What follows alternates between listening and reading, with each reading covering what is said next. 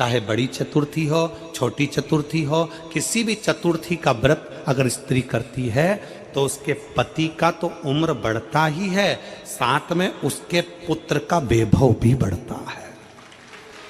उसके पुत्र का वैभव भी बढ़ता है, उसकी संतान का सुख भी बढ़ता है। चौथ का व्रत अगर स्त्री करती है तो बच्चों का वैभव भी बढ़ता है। आपके घर में छोटा सा शिवलिंग विराजमान, निवेदन है जहां पर भी शिवलिंग आपके घर में विराजमान है, अगर छोटी सी कटोरी में एक बेलपत्र को आप नीचे रखिए, छोटी सी कटोरी उस बेलपत्र के ऊपर रखकर उसमें थोड़ा सा मधु, शहद, शंकर भगवान की साक्षी में शिव जी के सामने अगर शुक्रवार की शुक्रवार रखना प्रारंभ कर दो, धीरे धीरे संपदा की वृद्धि अपने आप होना प्रारंभ हो जाए। जिसको पथरी की बीमारी हो या किडनी लीवर में कोई तकलीफ उत्पन्न हो जाती है, डायलिसिस चल रहा हो या डॉक्टर बोल रहे हो कि चेंज करना पड़ेगा, तो उसके पहले कोई सी भी चार चतुर्थी सफेद दुर्वा, जब गणेश शिव महापुराण की कथा बातचीत थी पिछले वर्ष की, शायद हमारे चैनल पर डली होगी, आप जब जाएंगे तो उसमें प्राप्त होगा, तो सफेद दुर्वा, और दुर्वा का भी वर्णन करा था कि दुर्वा कहां से उत्पन्न हुई थी, दुबा का भी व्याख्यान वर्णन करा था कि दुबा का महत्व क्या है, इसको अमृत क्यों कहते हैं, उसका भी वर्णन करा गया था कि सारे पेड़ पौधों को काट कर पटक दो वो सूख जाते हैं, पर दुर्वा को भले काट लिया, 1 साल बाद वापिस ले जाकर डाल दो और पानी के अंदर दुर्वा हरी हो जाती है, अमृत कहते हैं उसको। तो उसमें सफेद दुर्वा, जिसका किडनी लीवर का प्रॉब्लम होता हो, उसको सफेद दुर्वा बालचंद्र का स्मरण कर कर 7 बार घुमाकर वो सफेद दुर्वा सुबह के समय खाली पेट थोड़ी सी दुर्वा का भाग दांतों से चबा चबा कर उसको निगल लेना चाहिए। पथरी होती है तो 15 से 20 दिन में वो बाहर निकल जाती है, किस मार्ग से निकले, यूरिन आदि के माध्यम से वो बाहर हो जाती है। और अगर किडनी लीवर की प्रॉब्लम होती है, डायलिसिस चल रहा होता है, तो उसमें भी आपको सुख की प्राप्ति होती है। हफ्ते में अगर 2 डायलिसिस हो रहे हैं तो हो सकता है बाबा चाहेगा विश्वनाथ तो 1 कर देगा, धीरे धीरे उसको फिर 4 चतुर्थी कर लीजिए। सफेद दुर्वा का स्मरण, सफेद दुर्वा कहां मिलती है, तो कहा जहां जलाशय होता है, जहां कुआं हो, बावड़ी हो, तालाब हो, पानी जहां भरा रहता है, उसके नजदीक में सफेद दुर्वा उत्पन्न होती है। सफेद दुर्वा वहां रहती है, सफेद दुर्वा का स्मरण शिव कथा कह रही है। अगला वर्णन किया है भगवान, तो बालचंद्र चतुर्थी का स्मरण करते हुए कहा कि आप जो व्रत कर रहे हो उस व्रत की पूर्णता में जिस भगवान का भजन कर रहे हो उस भगवान से पूर्ण फल की कामना हो आपकी। जिसकी फैक्ट्री नहीं चल रही हो, फैक्ट्री में बार बार कुछ तकलीफ आ रही हो, गाड़ियां नहीं चल रही हो, 4 व्हीलर गाड़ियां ले रखी हैं, कभी ट्रक गड़बड़ हो रहा है, कभी ट्रक में ये हो रहा है, कभी गाड़ी में ये हो रहा है, कभी बस में ये हो रहा है, बस एक काम करना, दुर्वा का थोड़ा सा भाग लेकर पानी के लोटे में उसको डालकर 5 अक्षत के दाने उसको पटक कर उस गाड़ी के अंदर उस कलश को रख दो, बस आधे घंटे के लिए, और उस पानी को चक्के के चारों तरफ डालते डालते जाइए दुर्वा के साथ में, तकलीफ नहीं देगा। फैक्ट्री का भी यही प्रमाण है। दुर्वा में वो अमृत तत्व छुपा है जिसका सुख आनंद दे जाता है। कभी मौका लग जाए अपनी जिंदगी में, कभी मौका लग जाए, कभी तुम्हारी जिंदगी में मौका लग जाए, सिद्धि विनायक गणेश जी का दर्शन करने के लिए जाओ, दगड़ू गणेश का दर्शन करने के लिए जाओ, अष्ट विनायक का दर्शन करने के लिए जाओ, उनके मंदिर में एक बार आवाज लगा कर कह देना हर हर महादेव, सबसे ज्यादा खुश होंगे मेरे गणेश जी महाराज, आज तो मेरे पिता का आशिक आया है, आज मेरे पिता को चाहने वाला आया है, और पिता का प्रेमी मेरा भी प्रेमी। कभी हरि विठ्ठल का दर्शन करने के लिए पंढरपुर में जाओ, क्योंकि भारत की भूमि पर केवल एक भगवान नारायण का मंदिर ऐसा है, पूरी भारत की भूमि में क्या पूरे विश्व में केवल भगवान पांडुरंगा हरि विठ्ठल का मंदिर ऐसा है जिसमें भगवान विष्णु के सिर पर शंकर का शिवलिंग है, वो पूरी दुनिया में एक हरि विठ्ठल में, केवल पांडुरंगा हरि विठ्ठल। इसलिए पंढरपुर में दर्शन करने जाओ, विठ्ठल विठ्ठल विठ्ठल विठ्ठल विठ्ठल विठ्ठल के साथ में एक आवाज और होना चाहिए, हर हर महादेव। तो हरि विठ्ठल प्रसन्न हो जाते हैं। मेरे मस्तक पर जो शिव बैठे हैं उसको देखकर आवाज लगा रहा है, हरि विठ्ठल। शिवपुत्र गणेश आज वर देता हूं, ये शमी और मंदार का पेड़ वृक्ष, इसकी पत्ती और इसके फूल जो मेरे पिता शिव जी को समर्पित करेंगे, जो मुझे समर्पित करेंगे, जो उनके मन की कामना होगी वो सारी कामना उनकी हम पूर्ण करेंगे। गणेश जी महाराज ने कहा देवता स्वीकार करें चाहे नहीं करें, मेरे भगवान शंकर और मैं मंदार के पुष्प को और शमी के पत्र को स्वीकार करेंगे। जो मनुष्य शमी के पत्र से हम दोनों की आराधना करेगा, मेरे पिता शिव जी की और मेरी आराधना करेगा, भूलवश भी शमी के वृक्ष का दर्शन बुद्धि में हो जाएगा। शमी के वृक्ष का यदि वो दर्शन भी कर लेगा, उस दिन 12 ज्योतिर्लिंग के दर्शन का पुण्य फल प्राप्त हो जाएगा। यदि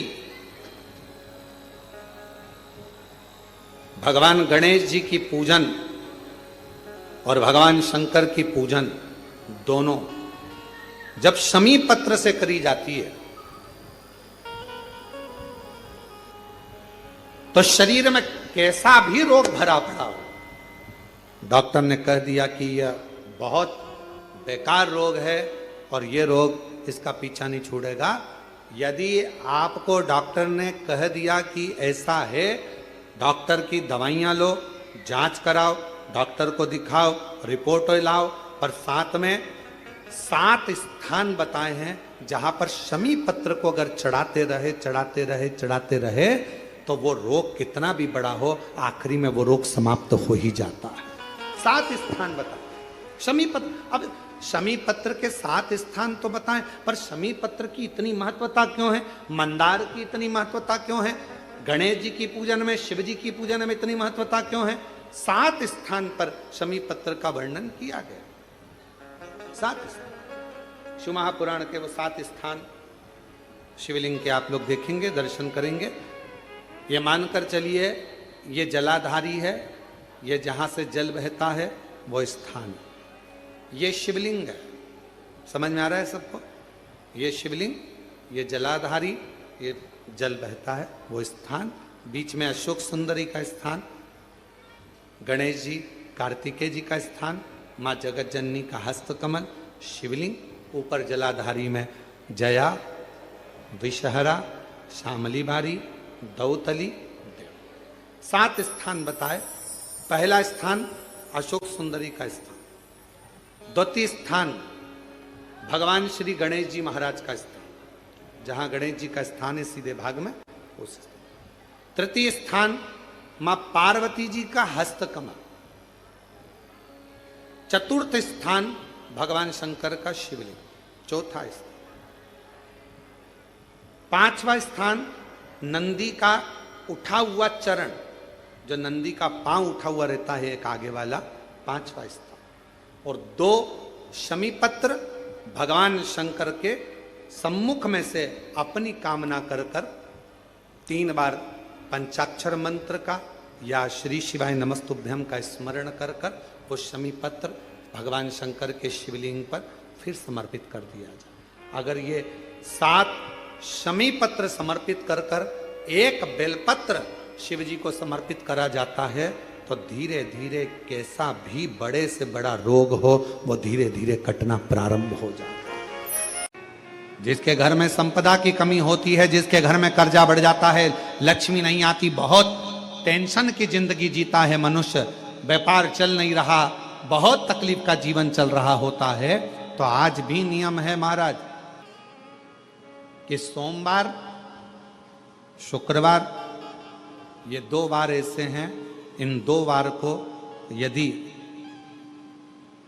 कटोरी में थोड़ा सा शहद रखकर, मधु रखकर यदि लक्ष्मी जी का स्मरण किया जाए और माता लक्ष्मी जी का स्मरण कर एक लाल पुष्प उस कटोरी के सम्मुख में माता लक्ष्मी का नाम लेकर रखा जाए और बाद में वही शहद, वही मधु और वही पुष्प सोमवार का दिन और शुक्रवार के दिन लक्ष्मी का पूजन कर कर, स्मरण कर कर, दूसरे दिन शुक्रवार के दिन पूजन करें, शनिवार के दिन उस मधु का, उस पुष्प का विसर्जन करें, सोमवार के दिन पूजन करें लक्ष्मी जी का स्मरण कर कर, और मंगलवार के दिन अगर विसर्जन करें, 5 या 7 सोमवार या शुक्रवार को यदि आप मधु का भोग लक्ष्मी जी को लगाना प्रारंभ कर दें, शिव का नाम स्मरण कर कर, तो उसके घर में कभी संपदा की कमी नहीं होती। लक्ष्मी उस संपदा को बढ़ा। कहां चढ़ाते हैं दुर्वा? गणेश जी का जो दांत टूटा है उस दांत की ओर गणेश जी को दुर्वा समर्पित करी जाती है। इसलिए हमारे हिंदू धर्म में 2 तरह के गणेश जी का प्रमाण कहा जाता है, एक राइट सूंड के गणेश, एक लेफ्ट सूंड के गणेश। राइट सूंड का जो गणेश होता है वो घर में रखा जाता है, और लेफ्ट सूंड का जो गणेश होता है वो अपने ऑफिस में, व्यापार की जगह पर, दुकान में, धंधे में, पानी में, सर्विस में, नौकरी में लेफ्ट सूंड का गणेश रखा जाता है।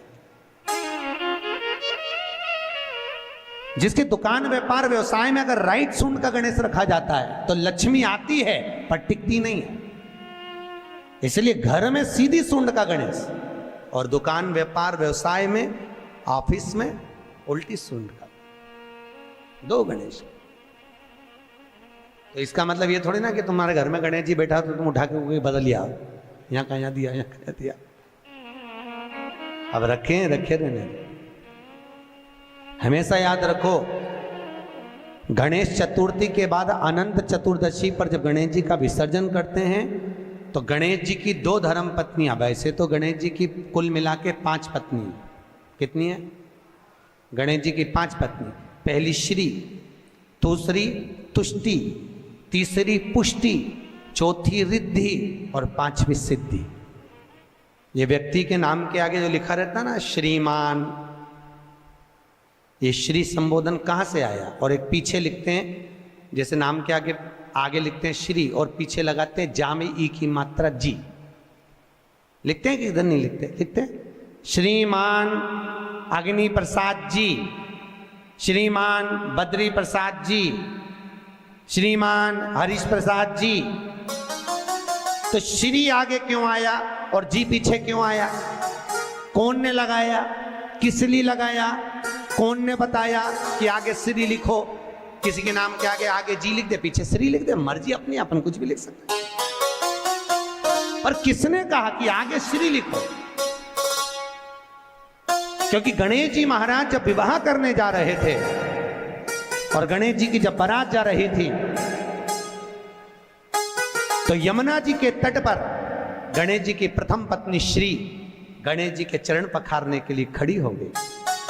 और प्रथम गिनती में जब गणेश जी चलने लगे तो श्री ने उनके चरणों को रोक लिया और कहा, प्रभु मैंने आपका आवाहन करा है, मैं आपको अपने पति के रूप में देखती हूँ। भगवान गणेश जी ने कहा, तूने प्रथमता में मुझे पाया है, जिसके नाम के आगे तेरा संबोधन लगा रहेगा वो जगत में प्रसिद्ध होता चले जाएगा। इसलिए श्रीमान लिखा जाता है। अब जी का संबोधन कहां से आया वो भी समझ लीजिए। 33 करोड़ देवी देवता में सबसे सुंदर जोड़ी थी शंकर और पार्वती की। सही है कि गलत है? कभी नहीं झगड़ते थे। इसलिए पृथ्वी पर ना तो लक्ष्मी जी के व्रत हैं, ना ब्रह्माणी के व्रत हैं, ना इंद्राणी के व्रत हैं।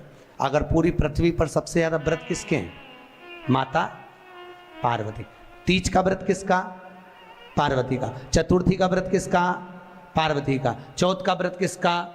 पार्वती का। छठ का व्रत किसका? पार्वती का। जितने व्रत है सब माता पार्वती। लक्ष्मी जी का कोई व्रत है क्या? अरे बोलो तो, ये आप लोग वो वैभव लक्ष्मी का व्रत करते हो, ये पुराना व्रत नहीं है, ये तो अभी अभी लोगों ने चालू कर दिया। ये लक्ष्मी, यहाँ कई लोग अमावस्या के दिन, दिवाली के दिन व्रत रख लेते हैं। हमारे शास्त्रों में उसका भी प्रमाण नहीं है। वो तो तुम लक्ष्मी के चक्कर में रख लेते हो कि दिन भर भूखी रहूंगी तो लक्ष्मी जल्दी आ जाएगी। नहीं तो ये हमारे शास्त्र में प्रमाण नहीं है लक्ष्मी जी के व्रत का। कहीं सरस्वती का व्रत है क्या? ब्रह्माणी का? अरे बोलो तो सर, बसंत पंचमी के दिन रखती हो कि सरस्वती का व्रत? नहीं, केवल एक व्रत माता पार्वती का। क्यों नहीं है? लक्ष्मी का व्रत इसलिए नहीं है क्योंकि माता लक्ष्मी भगवान नारायण को श्राप दी थी।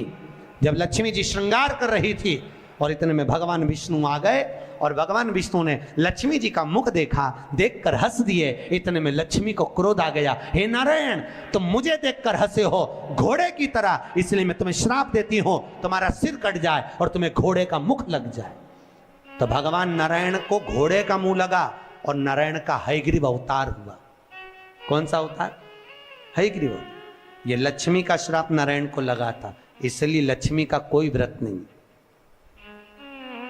ब्रह्माणी ने ब्रह्मा को श्राप दिया था पुष्कर राज की भूमि पर।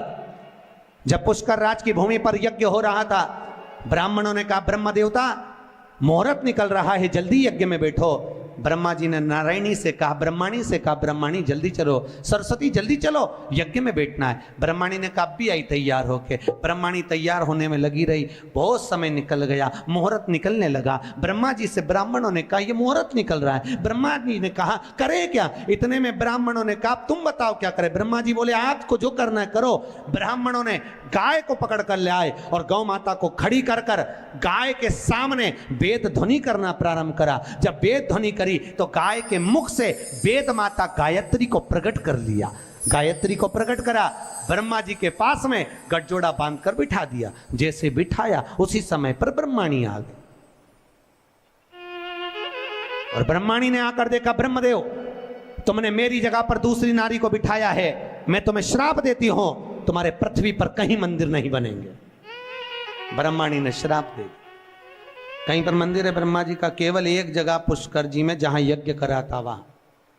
तो ब्रह्माणी ने ब्रह्मा को श्राप दिया, लक्ष्मी ने नारायण को श्राप दिया, इंद्राणी ने इंद्र को श्राप दिया, पर एक माता पार्वती ऐसी थी जो कभी ऊंची आवाज में बात नहीं करती थी, इसलिए पृथ्वी पर सबसे ज्यादा व्रत माता पार्वती के होते हैं।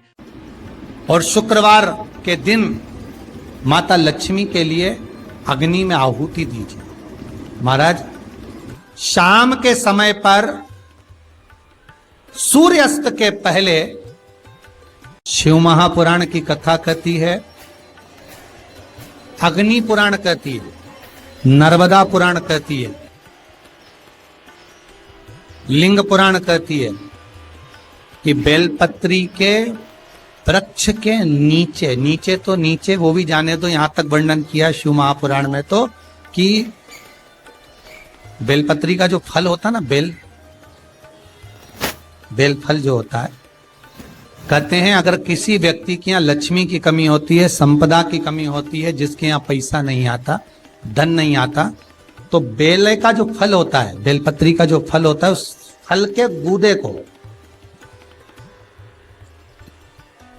बेलपत्री के फल का गुर्दा निकाल लो, सुखा लो, गाय के घी में उसको डुबो लो और शुक्रवार के दिन माता लक्ष्मी के लिए अग्नि में आहुति दीजिए। महाराज शाम के समय पर सूर्यास्त के पहले ये जो आहुतियां हम बेले के गुर्दे के फल की गाय के घी में डुबोकर माता लक्ष्मी और भगवान विष्णु के नाम से देते हैं, महाराज 2 या 3 शुक्रवार करोगे, लक्ष्मी की कभी कमी नहीं आती, संपदा बढ़ती है। एक प्रयोग और कर कर देखना, कभी अगर मौका मिले आपको तो प्रयोग कर कर देखिए। लिंग पुराण के अंदर लिखा हुआ है, शिव पुराण में, लिंग पुराण में और स्कंद पुराण में कहा गया है कि अगर किसी ने बेले के फल को, बेले के फल का अगर थोड़ा सा भी गुर्दा पाया है, बेले के फल को खाया हो या बेल का रस पिया हो या बेल के फल का जूस पिया हो, अगर वो व्यक्ति का अनायास किसी कारणवश प्राण भी छूट गए हो, तो शिव महापुराण की कथा कहती है कि 27 दिन तक वो बेल के फल का रस उसके नस नस में रहता है, तो उस व्यक्ति को यम नहीं छूते, वो कैलाश पर निवास करता है। मर भी जाता है तो अधोगति में नहीं पड़ता, नरक नहीं भोगता, वो बैकुंठ पद का कामी हो, बैकुंठ का निवासी।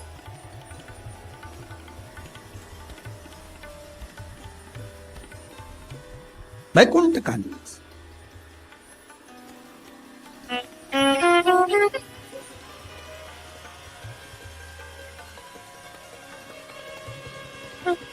ये जो शिव जी को चढ़ती बेलपत्री हुई, शमी पत्र हुआ, मदार का पुष्प, आंकड़े का जो पुष्प हुआ, ये सब साधारण नहीं है साहब। शंकर का एक एक गुण तत्व ग्रहण करने वाले, शंकर का अनुमोदन करने वाले, शिव को एक एक वस्तु जो चढ़ने वाली साधारण नहीं। शुक्रवार के दिन बेलपत्री के वृक्ष के नीचे बैठकर घृत का दिया लगाकर शरीर में जो रोग है उसका स्मरण कर कर शंकर जी से विनय कर कर, हे भोलेनाथ, आपने शुक्र देवता को संजीवनी मंत्र दिया है, तो क्या आप मेरे को वो मंत्र प्रदान नहीं करोगे? मेरे रोग, मेरी बीमारी, मेरे दुख को आप नहीं हरोगे?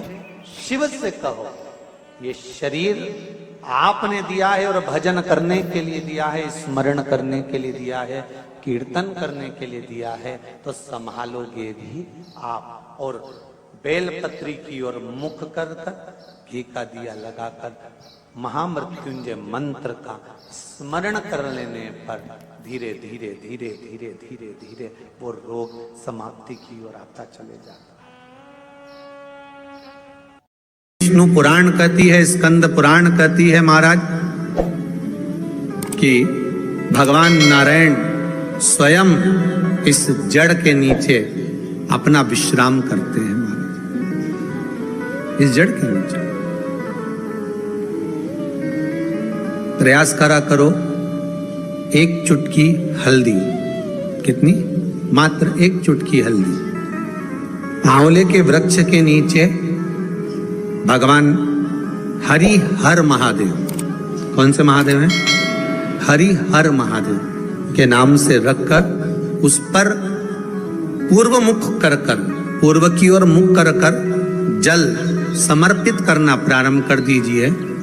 आप अगर प्रयास करेंगे, शुक्रवार की शुक्रवार करें या नवमी की नवमी करें, अष्टमी की अष्टमी करें, प्रदोष की प्रदोष कर लें। जो बेटा बेटी नौकरी के लिए अप्लाई कर रहे हैं, जो बेटा बेटी चाहे सरकारी नौकरी हो, प्राइवेट नौकरी हो, सर्विस के लिए अप्लाई कर रहे हैं, उन बेटा बेटियों से निवेदन है, दुर्वा शिव जी को समर्पित कर कर, केवल दूब जानते हो ना, दुर्वा सब जानते हैं। दुबा जो माला पिनाई थी उसमें बहुत सारी लगी थी, पढ़ी है, हम बताना जरा।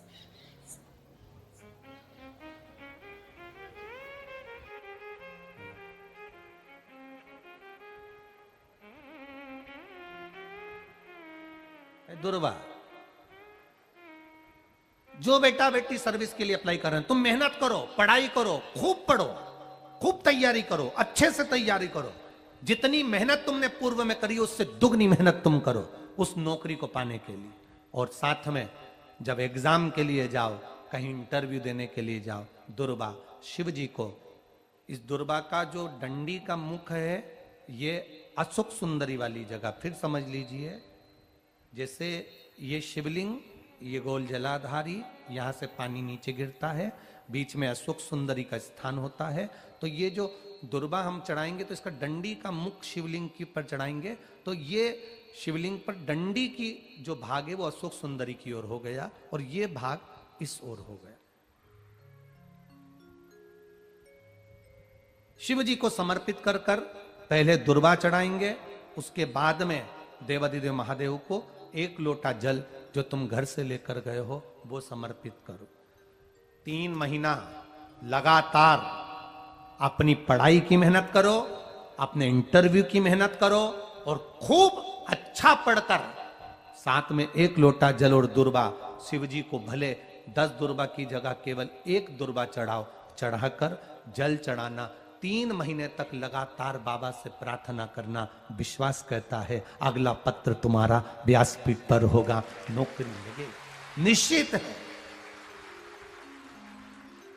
आप करो मेहनत, कर्म करने में पीछे मत हटना, पढ़ने में पीछे मत हटना, विद्या अध्ययन करने में पीछे मत हटना, अच्छी एजुकेशन पाने में पीछे मत हटना।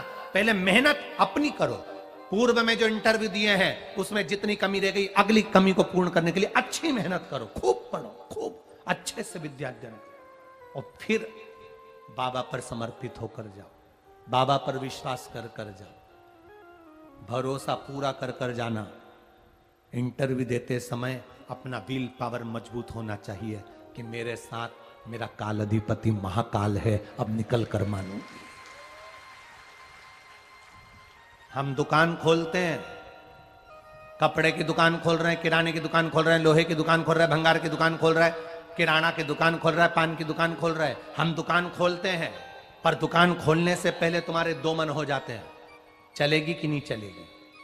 खोल तो लूंगी, चलेगी कि नहीं चलेगी। जिस दिन तुम दुकान खोलो, 1 महीने पहले, 2 महीने पहले, 3 महीने पहले बाबा को दुर्वा चढ़ाकर, 1 लोटा जल चढ़ाकर नियम बनाकर जाना, 3 महीने बाद मैं दुकान खोल रही हूं, 2 महीने बाद मैं दुकान खोल रही हूं और मेरा विश्वास कहता है दुकान चलेगी। जिस दिन तुमने विचार कर लिया कि दुकान चलेगी कि नहीं चलेगी, तो वो नहीं चलेगी। जिस दिन तुमने विचार कर लिया कि दुकान खोल रही हूं, मेहनत करूंगी, दिल से करूंगी, भले मेरे पास ज्यादा माल नहीं है, जितना माल खरीद के लाऊंगी उतना बेच कर बताऊंगी, क्योंकि मेरे साथ काल अधिपति महाकाल है, तो वो चलेगी। विश्वास दृढ़ करो, भरोसा पक्का करो। जिस दिन तुम्हारा विश्वास दृढ़ हो गया, उस दिन तुम विजय हो गए, उस दिन तुम आनंदता में हो गए। बच्चों का विल पावर कमजोर हो रहा है, दोस्त कह देते हैं सीए की पढ़ाई बहुत कठिन है, इंजीनियरिंग की पढ़ाई बहुत कठिन है, डॉक्टर की पढ़ाई बहुत कठिन है। साथ वाले ऐसे मत ढूंढना जो तुम्हारा विल पावर कमजोर कर दे। ये वाली फैक्ट्री खोलेंगे तो हो सकता है नुकसान हो जाए, इसलिए ये फैक्ट्री खोलने का मन नहीं हो रहा है। फैक्ट्री का सेटअप जम गया, सब कुछ जम गया, और मालूम पड़े, विचार करा कौन चलाएगा, कैसे होगा, कैसे चलेगी, तो वो फैक्ट्री कभी नहीं चलेगी। तुमने सोच लिया कि अपने क्षेत्र में नहीं है, मेहनत करूंगा, 4 चांद लगाऊंगा, कहीं पर भी जाऊंगा, पर जीत कर बताऊंगा, तो वो फैक्ट्री भी भग दौड़ेगी। निश्चितता है, आपका विल पावर कमजोर नहीं होना चाहिए। शिव महापुराण की कथा यहां तक कहती है, मंदिर में जल चढ़ाने जाओ तो अपने घर से जल लेकर जाओ। मंदिर में तो बाल्टी भरकर रखा रहता है, लोटा भी रखा रहता है, कलश भी रखा रहता है। मंदिर का पानी भरकर, मंदिर की बाल्टी में से जल भरकर शंकर भगवान को नहलाना सरल है। अपने घर से जल लेकर जब जाओगे तो घर का वास्तु दोष, घर का पितृ दोष और घर का काल सर्प दोष तीनों उस लोटे के माध्यम से जाएगा और शिव को समर्पित हो जाएगा। तो उन्होंने पूछा, गणेश जी फ्री कब रहते हैं? तो हमने कहा अब ये तुम्हारे ऊपर, हमको तो मालूम भी नहीं, हम तो अपॉइंटमेंट लिए भी नहीं उनसे, तो तुम्हें ज्यादा स्मरण। तो किन आप शंकर जी की कथा करते हो, आपको नहीं मालूम कि गणेश जी कब फ्री रहते हैं? हमने कहा गणेश जी फ्री रहने का केवल एक समय होता है, एक टाइम होता है, एक पल होता है, एक घड़ी होती है कि गणेश जी महाराज हमारे घर में आ गए।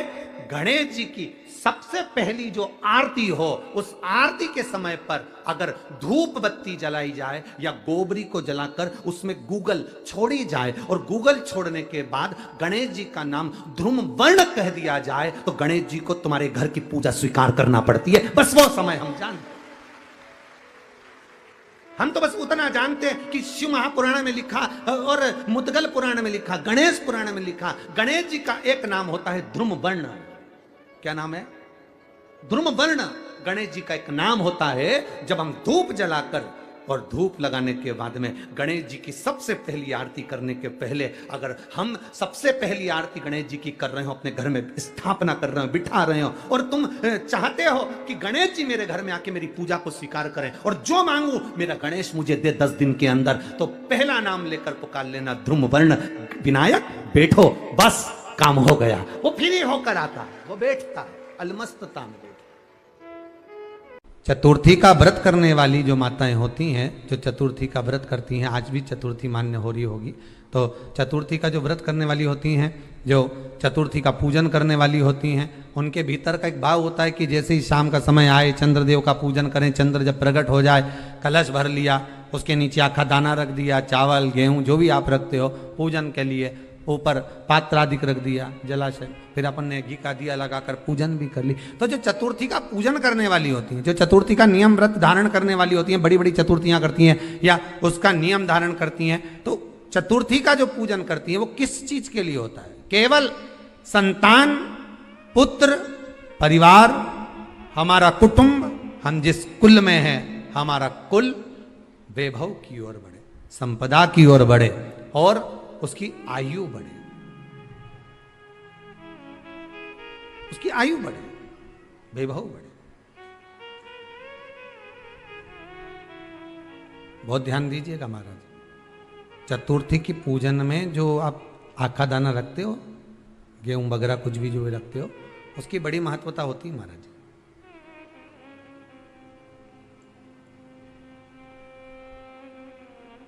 यहां तक कहा गया है, चतुर्थी की कथा तो आप लोग पढ़ते होंगे, जो लोग पढ़ते हैं उनको मालूम होगा।